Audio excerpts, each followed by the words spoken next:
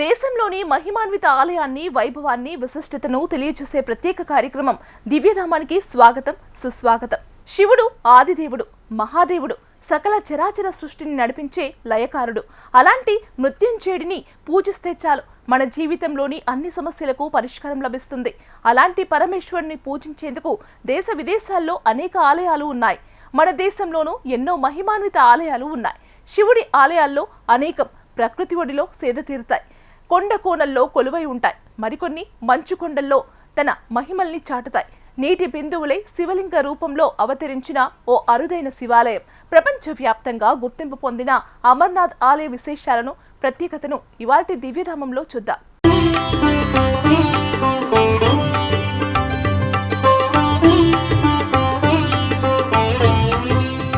ప్రపంచంలోనే ఏకైక మంచు శివలింగం ఆదిదేవుడు మంచులింగ రూపంలో ఆవిష్కృతమై భక్తులను పులకింపచేసి అపురూప ఆలయం అమర్నాథ్ ఆలయం. జమ్మూ కశ్మీర్ మంచుకొండల్లో కొలువైన శివయ్య దర్శనం ఓ వర్ణనాతీత అనుభూతి. ఏడాదిలో స్వల్పకాలమే సాగే అమర్నాథ్ యాత్ర కోసం ఎప్పుడెప్పుడా అని భక్తులు ఎదురుచూస్తుంటారు.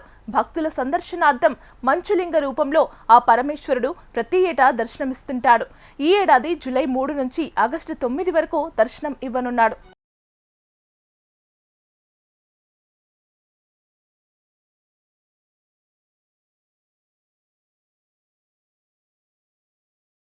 అమర్నాథ్ ఆలయానికి ఎన్నో ప్రత్యేకతలున్నాయి. మంచు బిందువులతో ఏర్పడిన ఏకైక శివలింగం కూడా ఇదే. మంచు రూపంలోని శివయ్యను జీవితకాలంలో ఒక్కసారి దర్శించినా పుణ్యఫలమే అని భావించే భక్తులు ఇందుకు ఎన్నో వ్యయ ప్రయాసలు కోర్చుకోవటానికైనా సిద్ధపడతారు. కొండలు కోనలు దాటుకుంటూ ముందుకు సాగుతుంటారు. దేశ విదేశాల నుంచి లక్షల సంఖ్యలో యాత్రకు వచ్చే భక్తులే ఇందుకు నిదర్శనం. హరహర మహదేవ శంభో శంకర అంటూ సాగే ప్రయాణం భక్తులకు జీవితకాలం అనుభూతుల్ని మిగులుస్తుంది.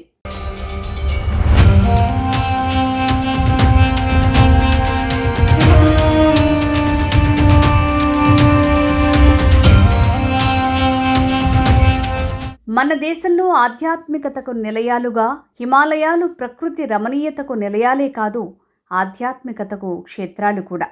మానస సరోవర్ నుంచి అమర్నాథ్, కేదార్నాథ్, బద్రీనాథ్, గంగోత్రి, యమునోత్రి, వైష్ణోదేవి లాంటి ఎన్నో మహిమాన్విత పుణ్యక్షేత్రాలకు కేంద్రాలు. అందులో ఎంతో ప్రత్యేకమైన అమర్నాథ్ దివ్యధామం. ఈ యాత్ర జూలై 3న ప్రారంభమై ఆగస్టు 9 వరకు కొనసాగనుంది. మంచు రూపంలో వెలిసిన పరమశివుడి దర్శనం కోసం దేశ విదేశాల నుంచి భక్తులు వస్తుంటారు. అమర్నాథ్ యాత్ర ఈసారి 38 రోజుల పాటు జరగనుంది. యాత్రకు దేశంలోని వివిధ ప్రాంతాలు సహా విదేశాల నుంచి లక్షలాది మంది తరలివస్తారు.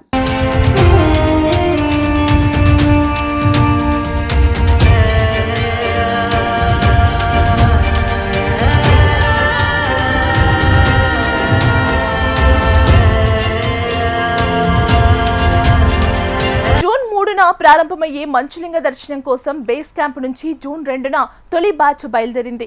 ఈ బ్యాచ్ ను ఎల్జీ మనోజ్ సిన్హా జెండా ఊపి ప్రారంభించారు. మొత్తం 3 మంచులింగాలు. అమర్నాథ్ జమ్మూ కాశ్మీర్లోని హిమాలయ పర్వతాలలో ఉన్న ఒక పవిత్ర గుహ. ఇది హిందువులు పవిత్రంగా భావించే ప్రసిద్ధ పుణ్యక్షేత్రం. అమర్నాథ్లోని పవిత్ర గుహలో శివుడు మంచులింగం రూపంలో ఉన్నాడని భక్తులు విశ్వసిస్తారు. మంచు నుంచి శివలింగం ఏర్పడినందున దీనిని బాబా బర్సాని అని కూడా పిలుస్తారు.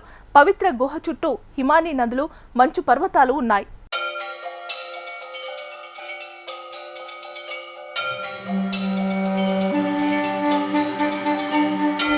మంచు శివలింగాన్ని చూడటానికి ఏటా లక్షలాది మంది భక్తులు అమర్నాథ్ పవిత్ర గుహను సందర్శిస్తారు. మంచు శివలింగానికి ఎడమవైపున 2 చిన్న మంచు శివలింగాలు ఏర్పడ్డాయి. ఇవి పార్వతీదేవి, గణేశుని చిహ్నాలుగా భక్తులు కొలుస్తారు. అమర్నాథ్ గుహ జమ్మూ కాశ్మీర్లోని గందర్బల్ జిల్లాలో అమర్నాథ్ పర్వతంపై 17,000 అడుగుల ఎత్తులో ఉంది. దక్షిణ కశ్మీర్లోని శ్రీనగర్కు 141 కిలోమీటర్ల దూరంలో ఉంటుంది. గుహ లిడర్ వ్యాలీకి చివర్లో ఇరుకైన లోయలో ఉంది. అమర్నాథ్ గుహ పహల్గాం నుంచి 46 కిలోమీటర్లు ఉంటే బాల్తాల్ నుంచి 14 కిలోమీటర్ల దూరంలో ఉంటుంది. గుహ సముద్ర మట్టానికి 3,888 మీటర్ల ఎత్తులో ఉంది. కాలినడకన లేదా గుర్రాలు, డోలీల ద్వారా చేరుకోవచ్చు. యాత్రికులు పహల్గామ్ నుంచి 46 కిలోమీటర్లు లేదా బాల్తాల్ నుంచి 14 కిలోమీటర్ల దూరంలో ఉన్న ఏటవాలు వంకర పర్వత మార్గం గుండా ట్రెక్కింగ్ ద్వారా అమర్నాథ్ చేరుకుంటారు. అమర్నాథ్కు పహల్గామ్ నుంచి ప్రారంభమయ్యే దారి 46 కిలోమీటర్లు. ఈ మార్గంలో ప్రయాణించటానికి 5 రోజులు పడుతుంది. రెండోదైన బాల్తాల్ మార్గం గుహ దూరం 14 నుంచి 16 కిలోమీటర్లు ఉంటుంది. కానీ నిటారుగా ఉన్నందున అందరికీ అక్కడికి చేరుకోవటం సాధ్యం కాదు. అయితే ఈ మార్గం గుండా ప్రయాణం 1-2 రోజులు మాత్రమే పడుతుంది.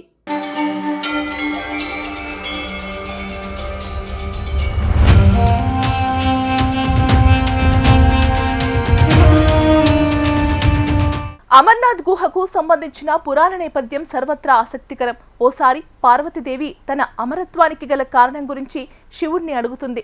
దానికి ముందు అమరకథను చెప్పడానికి రహస్య ప్రదేశం కోసం అన్వేషించిన శివుడు అమర్నాథ్ గుహకు చేరుకుంటాడు. అక్కడికి చేరుకోవడానికి ముందు పహల్గామ్లో నందిని, చందన్వాడి వద్ద చంద్రుడిని, శేషనాగ్ సరస్సు ఒడ్డున సరసాన్ని, పంచతీర్థంలోని భూమి, నీరు, అగ్ని, వాయువులను విడిచిపెడతాడు. పార్వతీ సమేతంగా అమర్నాథ్ గుహకు చేరుకున్న తర్వాత శివుడు సమాధి అయ్యాడు. పార్వతీదేవి కోరిన అమరకథను ఇంకెవ్వరూ వినకుండా గుహ చుట్టూ ఉన్న ప్రతి జీవిని నాశనం చేయమని కాలజ్ఞాన్ని పరమశివుడు ఆదేశించాడు. దాని తర్వాత శివుడు పార్వతికి అమరత్వ కథను వివరించాడు. అయితే ఒక జంట పావురాలు ఈ కథను విని అమరత్వం పొందాయి. నేటికి చాలా మంది భక్తులు అమర్నాథ్ గుహలో ఆ జంట పావురాలు ఉన్నాయని చెబుతారు. ఎత్తైన మంచుకొండలు, ఎముకలు కొరికే చలి ప్రాంతంలో పావురాలు మనుగడ సాగించటం ఆశ్చర్యం కలిగిస్తుంది.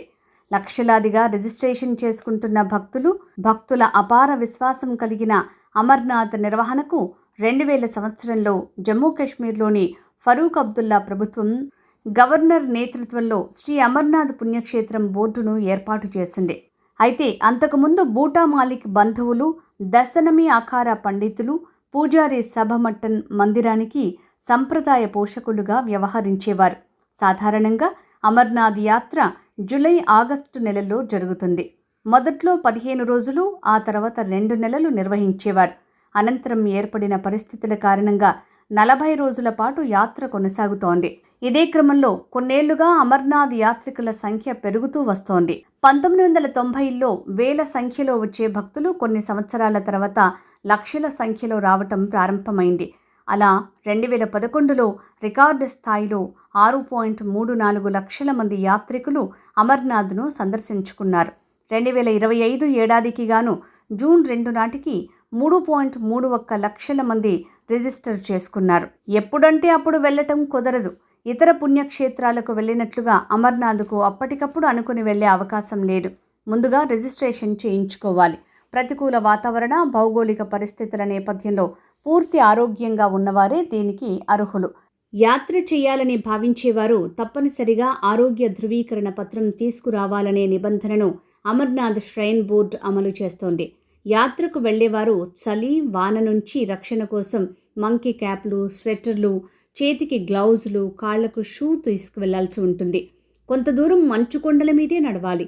ఎంతో క్లిష్టమైన ఈ యాత్ర చేసిన వారు అమర్నాథుని దర్శనం తర్వాత ఆ కష్టాన్నంతా మర్చిపోతారు. ఆ పరమశివుని అనుగ్రహంతో పులకించిపోతారు. కేదార్నాథ్ ఆలయం ఉత్తరాఖండ్ రాష్ట్రంలో గర్హల్ హిమాలయ శ్రేణిలో కొలువై ఉన్న ప్రసిద్ధ శివాలయం. ఇది హిందువుల పవిత్ర పుణ్యక్షేత్రం. మహాదేవుని 12 జ్యోతిర్లింగాలలో ప్రముఖమైనది. సముద్ర మట్టానికి దాదాపు 3581 మీటర్లు ఎత్తున మందాకిని నది సమీపంలో ఈ ఆలయం ఉంది. అది శంకరాచార్యులు ఈ ఆలయాన్ని పునరుద్ధరించారని చారిత్రక కథనాల ద్వారా తెలుస్తోంది. ఈ ఆలయాన్ని పాండవులు నిర్మించినట్లు పురాణ కథనాల ద్వారా తెలుస్తోంది. ఈ ఆలయంలో శివుడు ఎంతో ప్రత్యేకంగా దర్శనమిస్తాడు. ఈ ఆలయంలో మహాదేవుడిని దర్శించుకోవడం గొప్ప అనుభూతి. హిమాలయ పర్వత శ్రేణుల్లో ఉండటంతో ఈ ఆలయం ఎంతో ప్రత్యేకంగా ఉంటుంది. విపరీతమైన మంచు, ప్రతికూల వాతావరణం కారణంగా ఈ ఆలయం ఏప్రిల్లో వచ్చే అక్షయ తృతీయ నుంచి నవంబర్లోని కార్తీక పూర్ణిమ వరకు మాత్రమే భక్తుల కొరకు తెరిచి ఉంటుంది. మిగిలిన 6 నెలలు పూజలు ఉఖిమత్లోని ఓంకారేశ్వర్ దేవాలయంలో నిర్వహిస్తారు. గౌరీకుండు నుంచి 16 కిలోమీటర్లు ట్రెక్ చేయాల్సి ఉంటుంది లేదా నడక మార్గంలో వెళ్ళాలి. నడవలేని భక్తుల కోసం ఫాటా, గుప్తకాశీల నుంచి హెలికాప్టర్ సేవలు అందుబాటులో ఉన్నాయి. కేదార్నాథ్లో తపస్సు చేయటం ద్వారా పాండవులు శివుడిని ప్రసన్నం చేసుకున్నారని, ఆ సమయంలోనే ఈ ఆలయం నిర్మించారని ప్రతీతి. ఉత్తర హిమాలయాల ఛోటా చార్ధామ్ తీర్థయాత్రలోని 4 ప్రదేశాలలో ఈ ఆలయం ఒకటి. కేదార్నాథ్లో తపస్సు చేయటం ద్వారా పాండవులు శివుడిని ప్రసన్నం చేసుకున్నారని, ఆ సమయంలోనే ఈ ఆలయం నిర్మించారని ప్రతీతి. ఉత్తర హిమాలయాల ఛోటా చార్ధామ్ తీర్థయాత్రలోని 4 ప్రధాన ప్రదేశాల్లో ఈ ఆలయం ఒకటి. ఈ ఆలయం 12 జ్యోతిర్లింగాలలో ఎత్తైంది.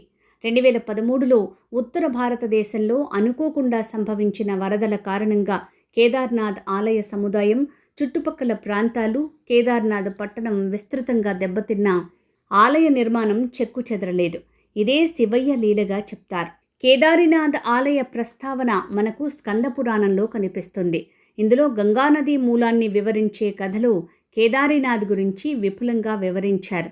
శివుడు తన జడలు కట్టిన జుట్టు నుంచి పవిత్ర జలాలని విడుదల చేసిన ప్రదేశంగా కేదారీనాథ్ ప్రస్తావన ఉంది. ఇలా ఎన్నో విశిష్టతల సమాహారం కేదారీనాథ్. కేదార్నాథ్ ఆలయాన్ని ఆదిశంకరాచార్యులు సందర్శించి ప్రత్యేక పూజా విధానాలు సూచించారని, దీంతో పాటు బద్రీనాథ్, ఉత్తరాఖండ్లోని ఇతర దేవాలయాలను సైతం పునరుద్ధరించారని భక్తుల నమ్మకం. ఆదిశంకరాచార్యులు కేదార్నాథ్ దగ్గరే మహాసమాధిని పొందినట్టు చారిత్రక ఆధారాల ద్వారా తెలుస్తోంది. ఇప్పటికీ ఈ ఆలయం వెనుక ఆదిశంకర సమాధి మందిరం కనిపిస్తుంది. కేదారీనాథ్ ఆలయంలో శివలింగం ఎంతో విశిష్టంగా ఉంటుంది. సాక్షాత్తు పాండవులు పూజించిన ఈ లింగం విజయానికి ప్రతిరూపం. ఇక్కడ పూజలు చేసిన వారికి ఎలాంటి దోషాలున్నా తొలగిపోతాయి, విజయాలు ప్రాప్తిస్తాయి అని భక్తుల ప్రగాఢ నమ్మకం. కృష్ణా తీరంలో వెలిసిన అరుదైన క్షేత్రాల్లో సంగమేశ్వర ఆలయం ముఖ్యమైనది. సప్తనదుల సంగమం జరిగే చోట వెలిసిన పరమశివుని క్షేత్రం ఇది. అనేక విశిష్టతల సమాహారమే ఈ ఆలయం. కేవలం 4 నెలలు మాత్రమే భక్తులకు దర్శనమిచ్చే ఈ క్షేత్రం శ్రీశైలానికి కృష్ణమ్మ పరవళ్లు ప్రారంభమై శ్రీశైలం డ్యాం 830 అడుగులు చేరుకోగానే ఈ ఆలయం నీటిలో మునిగిపోతుంది. 8 నెలలు నీటిలో ఉన్న ఈ ఆలయం చెక్కు చెదరదు. ఆ శివయ్య అనుగ్రహంలో ఎలాంటి మార్పు ఉండదు. మహిమాన్వితమైన ఈ ఆలయం చరిత్ర, నిర్మాణం, భక్తుల తాకిడి అన్నీ ఆసక్తికరం. మహాదేవుడి మహిమల్ని చాటే మహిమాన్విత క్షేత్రం సంగమేశ్వరం. శివుడి జటాజూటంలో ఉండే గంగమ్మ ఇక్కడ 8 నెలల పాటు శివయ్యను తన ఒడిలో దాచుకున్న అద్భుత క్షేత్రం. కృష్ణానదీ తీరంలో కనిపించే మహాద్భుత క్షేత్రం. చూడ్డానికి 2 కళ్ళు సరిపోవు. తెలుగు ప్రజల సౌకర్యార్థం ఏర్పాటైన శ్రీశైలం ప్రాజెక్టులో భాగంగా ఈ ఆలయం నీట మునిగింది. 1981లో శ్రీశైలం ప్రాజెక్టు నిర్మాణంలో 36 ప్రాచీన దేవాలయాలు నీట మునిగి నదీ గర్భంలో కలిసిపోయాయి. వాటిలో అతిపెద్ద ప్రాచీన క్షేత్రం సంగమేశ్వరం.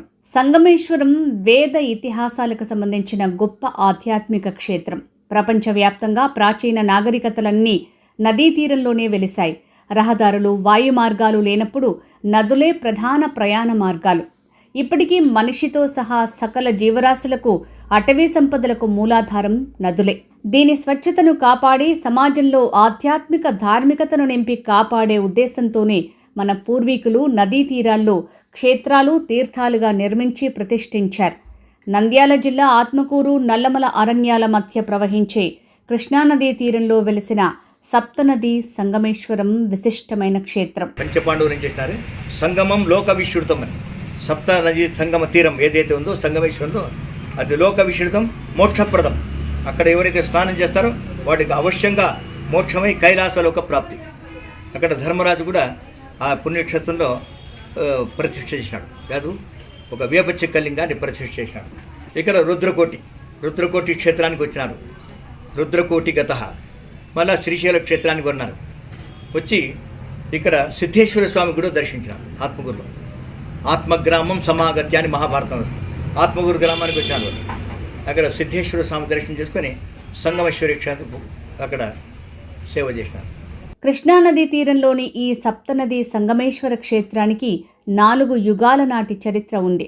కృత, త్రేత, ద్వాపర, కలియుగాలు ఆరంభానికి ముందే ఈ క్షేత్రం ఉందని స్థల పురాణం ద్వారా తెలుస్తోంది. స్కంద పురాణంలోనూ శ్రీశైల ఖండంలోనూ ఈ ఆలయ ప్రస్తావన కనిపిస్తుంది.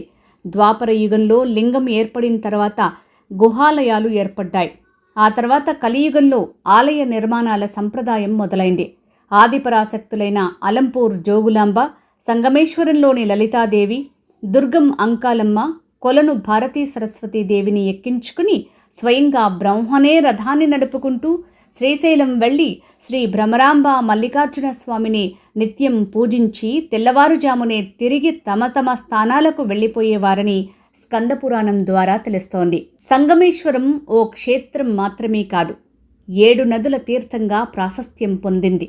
ద్వాపర యుగంలో జూదంలో ఓడిన పాండవులు 14 ఏళ్ల అరణ్యవాసం సమయంలో సంగమేశ్వర తీరం చేరుకుంటారు. విశిష్టమైన ఈ తీరంలో ఓ శివలింగాన్ని ప్రతిష్ఠించమని పాండవ పురోహితుడు ధర్మరాజును కోరుతాడు. అందుకు స్పందించిన ధర్మరాజు కాశీకి వెళ్లి మహాశివలింగాన్ని తీసుకురమ్మని భీముడిని ఆదేశిస్తాడు. భీముడు రావటం ఆలస్యమవుతుండటంతో, ముహూర్త సమయం దాటిపోతుండటంతో శ్రీకృష్ణుడి ఆదేశాలతో అర్జునుడు భవనాసి నది ఒడ్డున ఉన్న వేప చెట్టును ఖడ్గంతో నరికి 8 అడుగుల మొదలు భాగాన్ని శివలింగంగా భావించి ధర్మరాజు చేతుల మీదుగా ప్రతిష్ఠింపజేస్తాడు. ఇప్పుడు ప్రధాన ఆలయంలో కనిపించే శివలింగం అదే. అప్పటికే శివలింగ ప్రతిష్టాపన జరిగిపోవడంతో భీముడు తన వెంట తెచ్చిన శివలింగాలను నదిలోకి విసిరివేస్తాడు. అలా దూరంగా పడిన 5 శివలింగాలే 5 పంచక్షేత్రాలుగా వెలిశాయి. అవే సంగమేశ్వరం, సిద్ధేశ్వరం, కపిలేశ్వరం, సోమేశ్వరం, మల్లేశ్వరం క్షేత్రాలుగా ప్రసిద్ధి చెంది నేటికి భక్తుల పూజలు అందుకుంటున్నాయి. ఈ క్షేత్రానికి వచ్చిన భక్తులు మొదట భీముడు నీటిలో విసిరిన లింగానికి ప్రారంభ పూజలు చేస్తారని, ఆ తర్వాతే వేపదారు శివలింగాన్ని అభిషేకించాలని ధర్మరాజు ఆజ్ఞాపించాడు. అలా నాటి నుంచి నేటి వరకు సంగమేశ్వరం ఎన్నో మార్పులు చేర్పులకు గురైంది. అక్కడ సప్తనదీ సంగమం అని దీని పేరు. సంగమం ఎందుకంటే సప్తనదీ సంగమం, 7 నదులు కలుస్తాయి. భువనాశిని, తుంగ, భద్ర ఇట్లాంటి 7 నదులు కలుస్తున్నాయి కాబట్టి అత్యంత మోక్షప్రదమైనటువంటి తీర్థరాజం అని పెరిగింది. తీర్థరాజం అని పెరిగింది సంగమేశ్వరానికి. సంగమం లోక విశ్రుతం. ఇక్కడ మహాభారత రాముల వారు కూడా ఇచ్చినారు అరణ్యవాసం చేయకూడదు అంటే 17 లక్షల సంవత్సరాల క్రితం కూడా రాముల వారు వచ్చి ఇక్కడ సేవ చేసినారు. ఇక్కడ సంగమేశ్వరంలో. అది రామాయణంలో వస్తుంది, మహాభారతంలో కూడా ఉంది. తర్వాత ఇక్కడ భీమసేనుడు వచ్చినాడు. ఇక్కడ భీమను కొలను అని, ఇది కూడా క్షేత్రం. నంది క్షేత్రములు, దీన్నంతా నంది క్షేత్రములు. అందుకని నంద్యాల, నంది కొట్కూరు ఇవన్నీ కూడా నంది అంటే శైవక్షేత్రం. సృష్టి ఆది నుంచి కూడా ఇవన్నీ శైవక్షేత్రములు. ఇటువంటి పవిత్రమైన నదిలో పుష్కర స్నానం ఆచరించాలి. పుష్కర ప్రోక్షణం కానీ, తీర్థ సేవనం కానీ, ఆచరణం కానీ చేస్తే శివానుగ్రహమై తప్పక మోక్షం లభిస్తుంది. సంగమేశ్వరంలోని సప్తనదుల విషయానికి వస్తే కృష్ణ, వేణి, తుంగ, భద్ర, మలపహరణి, భీమరథి, భవనాశిని వీటిని 7 నదులు అంటారు. మొదటి 6 నదులు స్త్రీ నదులు, పశ్చిమ నుంచి తూర్పుకు ప్రవహిస్తాయి. ఇక భవనాశిని తూర్పు నుంచి పశ్చిమం వైపునకు ప్రవహిస్తుంది. ఈ క్షేత్రంలో కనిపించే వేపదారు శివలింగం వేపకల్పగా ఉండి ఇప్పటికీ 70% మాత్రమే రాతి శిలగా మారిందని, కలియుగాంతానికి పూర్తి రాతి శివలింగంగా మారుతుందని స్థల పురాణం ద్వారా తెలుస్తోంది. ఇప్పటి సాంకేతిక పరిజ్ఞానంతో పరిశోధనలు తేల్చింది ఏంటంటే, రసాయన చర్యల వల్ల కలప 1000 సంవత్సరాల తర్వాత శిలాజంగా రూపాంతరం చెందుతుందని పరిశోధకులు చెప్తున్నారు. అలా ఈ ఆలయంలో శివలింగం క్రమంగా మారుతోంది. మరోవైపు శివలింగం పూర్తిగా రాతిలింగంగా మారటమే కలియుగాంతానికి సూచనగా కొంతమంది భావిస్తారు. 1981 సంవత్సరంలో శ్రీశైలం డ్యాం నిర్మాణం పూర్తి కావడంతో ఆంధ్ర, తెలంగాణ రాష్ట్రాలలో అప్పటి 112 గ్రామాలు నీట మునిగాయి. 70కి పైగా ప్రముఖ క్షేత్రాలు మునిగాయి. మరెన్నో శిథిలమయ్యాయి. 25 సంవత్సరాలు సంగమేశ్వర క్షేత్రం పూర్తిగా కృష్ణానది గర్భంలోనే మునిగిపోయింది. జీవో నెంబర్ 69తో శ్రీశైలం డ్యాం జలాలను 790 అడుగుల దిగువ నీటిమట్టం వరకు కిందకు తరలించడంతో అప్పటి నుంచి ఈ క్షేత్రం సంవత్సరంలో 4 నెలలు మాత్రమే పూజలు చేసే అవకాశం భక్తులకు లభిస్తోంది. స్కంద పురాణం ప్రకారం దక్ష ప్రజాపతి యజ్ఞం జరిపింది ఇక్కడే. శివుడు సతీదేవి శరీరాన్ని భుజంపై వేసుకుని ఆగ్రహించి ఉగ్రతాండవం చేసిన ప్రదేశమే సంగమేశ్వరం. కాశీకి సమానమైన క్షేత్రంగా భావించే సంగమేశ్వరంలో గ్రహణ దోష స్నానాలు, గ్రహదోషాల నివారణ పూజలకు ఎంతో ప్రసిద్ధి. ఈ క్షేత్ర పరిధిలో 36 ఆలయాల సప్తనదులకు సూచికగా 7 ఉపాలయాలు ఉండేవి. కాలక్రమమైన శ్రీశైలం డ్యాం నిర్మాణంతో క్షేత్రాలన్నీ మునిగి కలిసిపోగా సోమేశ్వర, మల్లేశ్వర క్షేత్రాలను పునర్నిర్మించారు అప్పటి పాలకులు. ఇక్కడ మొత్తం సౌకర్యం మొత్తం బాగానే ఉంది, కానీ ఇంకా కొన్ని కొన్ని ఇంకా పెట్టేటివి ఉన్నాయి సార్. ఇక్కడ దారి కూడా మంచిగా రూట్ కూడా కొంచెం డబల్ రూట్ వేయాల్సిందిగా కోరుచున్నాం. ఇక్కడ గర్భగుడిలో కూడా కొంచెం తక్కువగా ఉన్నాయి. గ్రౌండ్ ప్లేస్ కూడా కొంచెం చాలా చిన్నగా ఉంది దర్శనం చేసుకోవడానికి కూడా. అయితే దర్శనం దేవుడు బాగానే ఇచ్చినాడు. మనకు చాలా తక్కువ టైంలో దేవుడు దర్శనం అవుతాడు. ఇంకా క్లైమాక్ట్ కూడా చూస్తే ఇక్కడ చాలా మంచిగా ఉంది. ఇక్కడ జనాలు కూడా చాలా దండిగా వచ్చినారు. కాకపోతే బస్సులు ఆటోలు మొత్తం ట్రావెల్స్ దగ్గర వెళ్తున్నాయి ఆపోజిట్లో రావడం వల్ల. నంద్యాల జిల్లా నుంచి వచ్చినాం. నా పేరు సువర్ణ. కొంచెం మా లేడీస్కి వాష్రూమ్స్లో అనేది చాలా ఇబ్బందిగా ఉంది. దాని నుంచి చాలా బట్టలు మార్చుకోవడానికి అందుకు చాలా ఇబ్బంది పడుతున్నారు. రోడ్లు సౌకర్యంగా లేవు. దాని నుంచి చాలా ఇబ్బంది అవుతుంది లేడీస్కి అనేది. ఇంకా చాలా ఇబ్బంది. శ్రీశైలం డ్యాం నిర్మాణంతో సంగమేశ్వర క్షేత్రంలో ప్రధాన గర్భాలయం మాత్రమే మిగిలింది. ఉపాలయాలన్నీ శిథిలమైపోతున్నాయి. నెలలు మాత్రమే దర్శనమిచ్చే సంగమేశ్వర స్వామి దర్శనానికి భక్తులు నిత్యం విచ్చేస్తుంటారు. అయితే సరైన రవాణా సౌకర్యం లేకపోవడంతో భక్తులు తీవ్ర ఇబ్బందులు పడుతున్నారు. టెంపుల్ టూరిజానికి బాగా అవకాశం ఉన్నా అక్కడ కనీస సౌకర్యాలు కూడా లేవు. ముఖ్యంగా మహిళా భక్తులు తీవ్ర ఇబ్బందులు పడుతున్నారు. విలువ తెలియలేదు అప్పుడు మాకు, అంటే తెలియదు విలువ అని కాదు. ఇప్పుడు అంత హైదరాబాద్ నుంచి వస్తారు కదా, అది 7 నదులు కలుస్తాయి, 3 నదులు కలుస్తాయి అని తెలిసినాక ఇప్పుడు మా ఊరికి వచ్చినాం. ఇదమ్మని చేస్తుంటే ఇక్కడికి చూసి వెళ్దామని వచ్చి. మా ఊరి పక్కన ఇంత మంచి ప్రదేశం ఉందని మాకు ఇప్పుడు తెలుస్తుంది. ఇంత మంచి ఎక్కడెక్కడికో పోయి చూస్తాము. మా కొల్లాపూర్లో మాది ఎల్లూరు, ఇంత బాగుందని ఇప్పుడు అనిపిస్తుంది. షాద్నగర్ నుంచి వచ్చాము. ఇక్కడికి రావడం మొదటిసారి. ఇక్కడ ప్రకృతి ఇంకా గుడి చాలా అందంగా నిర్మించారు. ఇంకా ఇది బాగా హిస్టారికల్ ప్లేస్. ప్రతి ఒక్కరూ పక్కా వచ్చి చూడాలి. ఎందుకంటే ఇది మిగతా సమయంలో నీళ్ళల్లో మునిగిపోతుంది. సో మనం ఆ టైంలో దర్శనం చేసుకోలేదు. సో నాకు తెలిసి సమ్మర్ టైంలో బెస్ట్ అన్నమాట. అంటే మనం విజిట్ కావచ్చు. మహిమాన్వితమైన సంగమేశ్వర క్షేత్రాన్ని దర్శించుకోవాలంటే పూర్వజన్మ సుకృతం ఉండాలంటారు స్థానిక పండితులు.